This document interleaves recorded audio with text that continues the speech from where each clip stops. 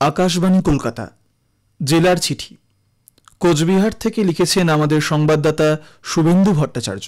কোচবিহার জেলা জুড়ে ঘূর্ণিঝড় মান্থার প্রভাবে কয়েকদিন বৃষ্টি হলেও এখন আকাশ পরিষ্কার। নভেম্বর মাসের শুরু থেকেই ধীরে ধীরে কমতে শুরু করেছে তাপমাত্রা, তবে দিনের বেলা কিছুটা গরম অস্বস্তি বাড়াচ্ছে। দুর্গাপুজো এবং কালী পুজোর শেষে কোচবিহারবাসীর বহু প্রতীক্ষিত রাস উৎসবের সূচনা হয়েছে। গতকাল সন্ধ্যায় প্রথা মেনে রাজচক্র ঘুরিয়ে কোচবিহার মদনমোহন মন্দিরে রাস উৎসবের সূচনা করলেন দেবোত্তর ট্রাস্ট বোর্ডের সভাপতি তথা কোচবিহারের জেলাশাসক রাজু মিশ্র। উপস্থিত ছিলেন জেলার উচ্চপদস্থ আধিকারিক এবং জনপ্রতিনিধিরা।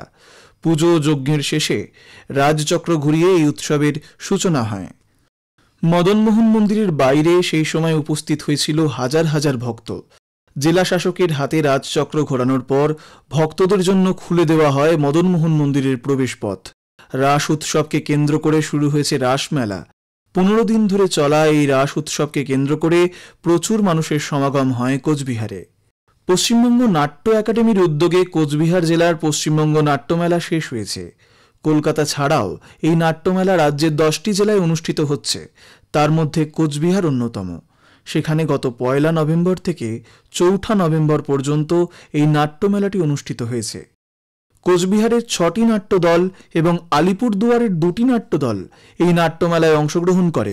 নাট্যমেলাকে কেন্দ্র করে নাট্যপ্রেমী মানুষদের উৎসাহ ছিল চোখে পড়ার মতো।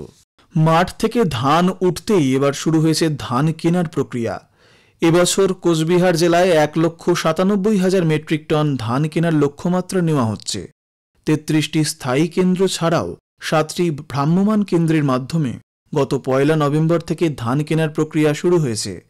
2,398 টাকা প্রতি কুইন্টাল সহায়ক মূল্যের দরে ধান কিনছে রাজ্য সরকার। ধান কেনা যাতে সুষ্ঠুভাবে সম্পন্ন হয় তার জন্য ইতোমধ্যেই সংশ্লিষ্ট দপ্তরের কর্মীরা কাজ শুরু করেছে।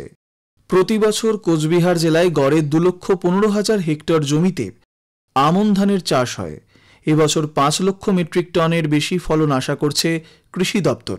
তবে অনেক কৃষকই মনে করেন সহায়ক মূল্যে ধান বিক্রি করার চেয়ে বাজারে বিক্রি করা অনেক বেশি লাভজনক।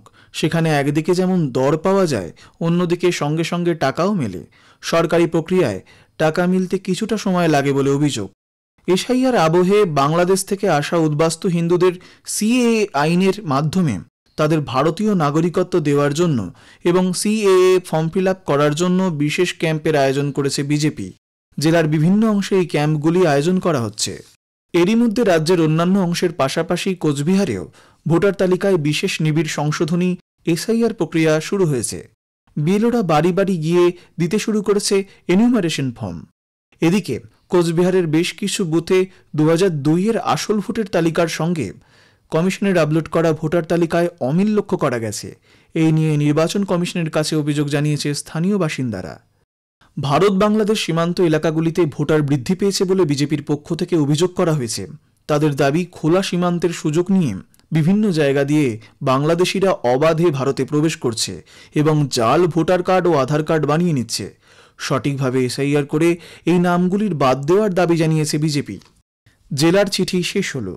কোচবিহার থেকে পাঠিয়েছেন আমাদের সংবাদদাতা শুভেন্দু ভট্টাচার্য।